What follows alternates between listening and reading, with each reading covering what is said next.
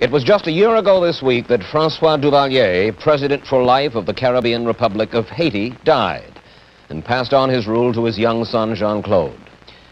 During the 14 years that Papa Doc was in the palace in Port-au-Prince, tales of savagery there became a commonplace. His dread Tonton Macoute, his secret police, imposed a rule as fearful as any in the long and bloody history of Haiti. But what has happened in the year since Papa Doc died? 60 Minutes went to Haiti to find out. We begin with a recital of some basic, if unlovely, facts of Haitian life. For 167 years, ever since its revolution dislodged the French in 1804, Haiti has been torn by terror, bloodshed, and despair.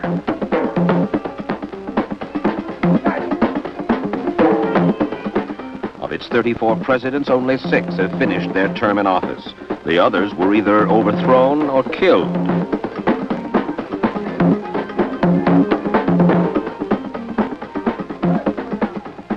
Still, Haiti likes to call itself the Pearl of the Antilles. It had surely been that for the French, said to be the richest, the most prosperous colony in all the world. Coffee and sugar, mahogany and molasses were the treasures. But after the 500,000 blacks revolted against their white masters, they began to fight among themselves. The agricultural economy disintegrated. The big plantations were broken up.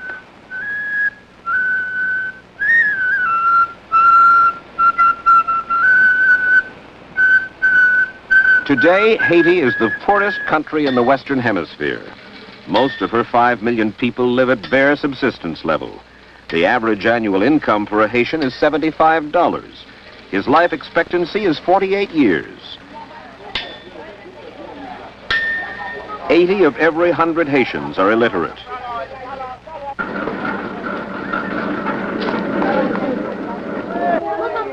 And like so many undeveloped countries, this one too is in the middle of a population explosion.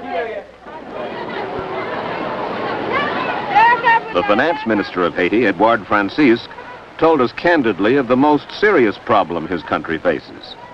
How serious is the unemployment? What is the unemployment rate? Oh, it is a very big problem. I guess that 70% of the active population in Haiti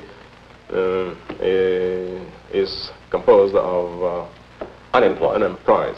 Of course, some of them live on a subsistence economy rather than a money. Yes, as a matter of fact, we have around 80% of the total population of Haiti living in the countryside, in the rural area, but living on an agricultural of subsistence.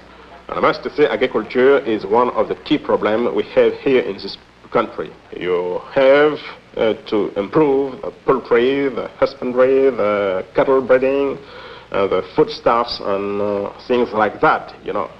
But we do have also a big part of this agriculture dedicated to exportation. And we do have some cocoa, sugarcane, and things like that, you know, for exportation.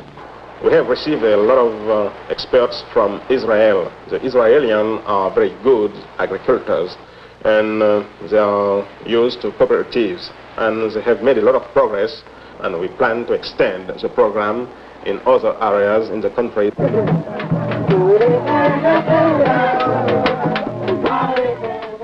The Haitian peasant has heard promises and optimism before, but promises and optimism have not put food into his belly nor money in his pockets. His leaders have enriched themselves. They have milked the country and deposited the proceeds in their foreign bank accounts. They have kept the peasant ignorant while they fought among themselves for the palace spoils. While through the years, in their voodoo and their rah-rah, the peasant, in the countryside and in the city, has eked out his existence. And each year when Lent ends and Easter's renewal comes, he sings and dances in the streets.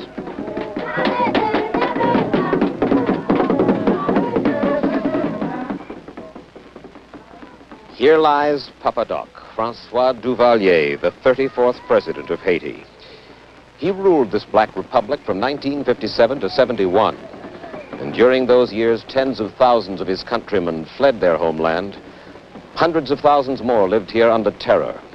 If the king is dead, long live the new king, Baby Doc, Jean-Claude Duvalier, 20 years old, now at the end of his first year in power. A year in which, it seems, the winds of change began to blow in Haiti.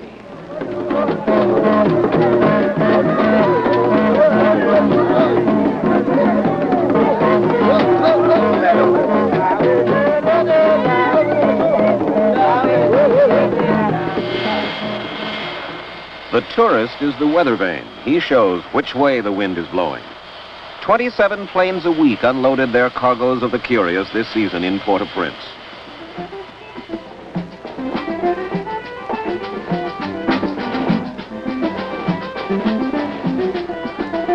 The cruise ships have begun to call again. The street vendors and the taxi cabs are making money.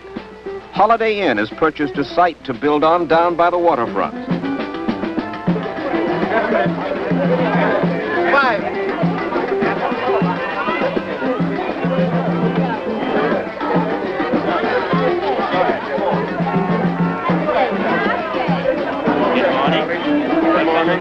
They come in search of something comfortably exotic, and they feel a good deal safer now that Papa Doc is gone.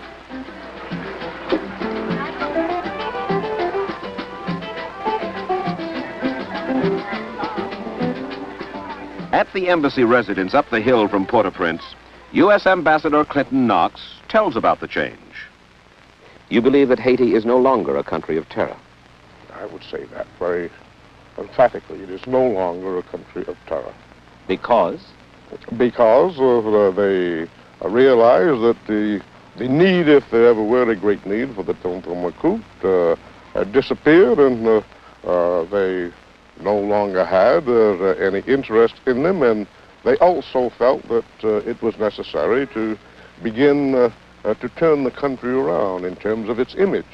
Francois Duvalier, Papa Doc, built a monument to himself, and he called it Duvalierville. But no Haitian worker could afford to live there. For years, it was an empty folly. But today, little by little, some of the houses here are filling up, because cash has finally begun to find its way into the pockets of some Haitian workers. Papa Doc proclaimed that his revolution was political, that he gave Haiti back to the Haitian.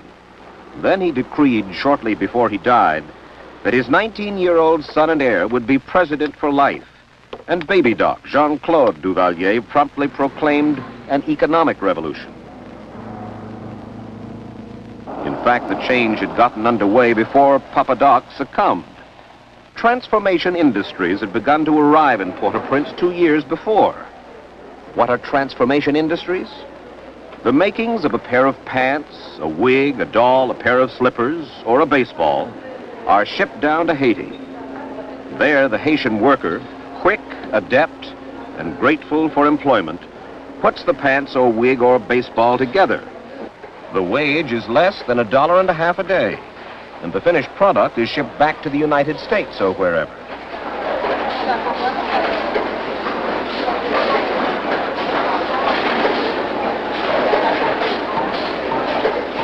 $10,000 workers in Port-au-Prince now make their living this way.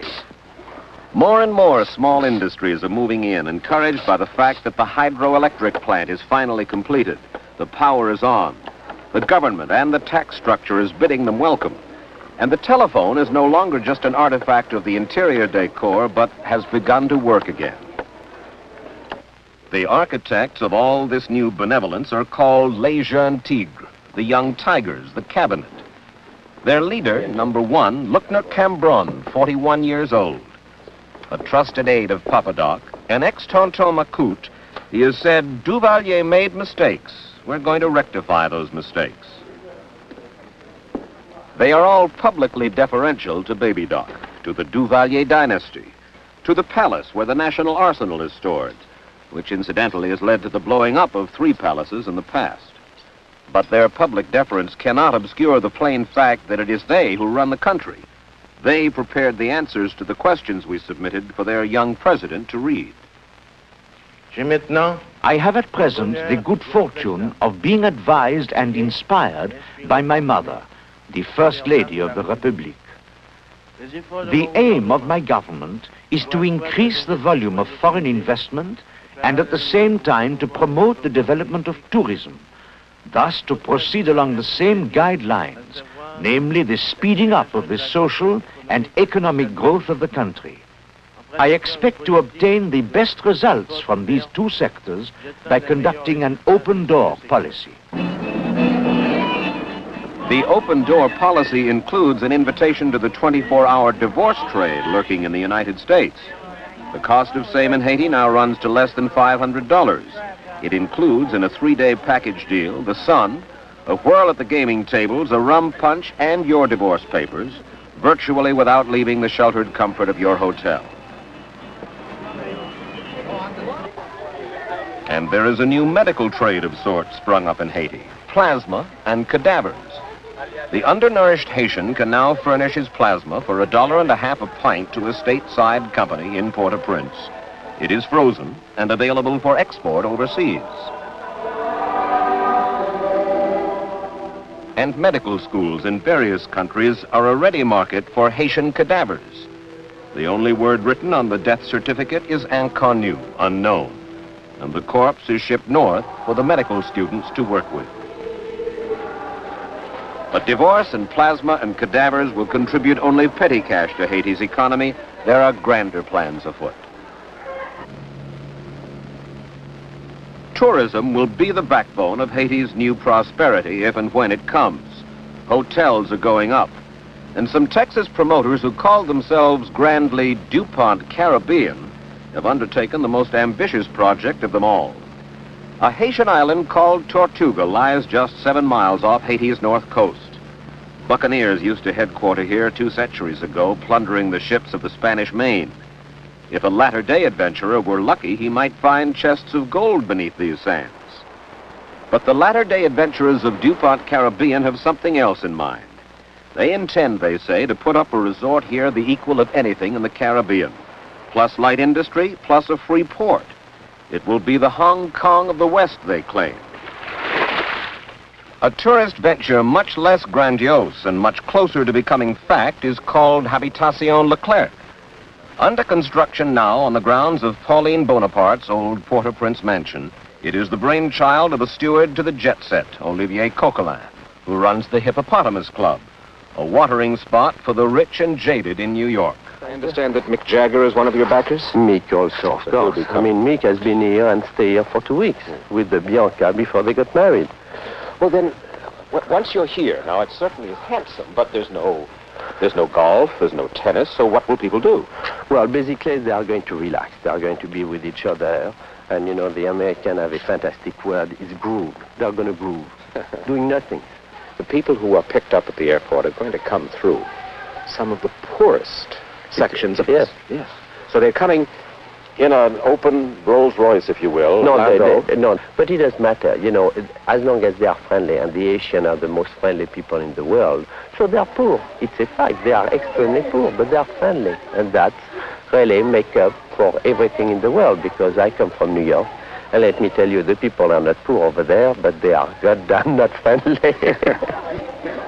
Of course, the man is right. The Haitian is in fact poor and friendly. Just about the poorest and the friendliest of men.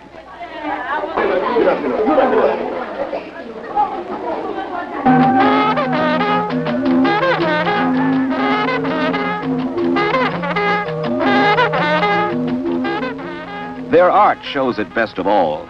The Haitian primitive, full of color and vitality, full of innocence.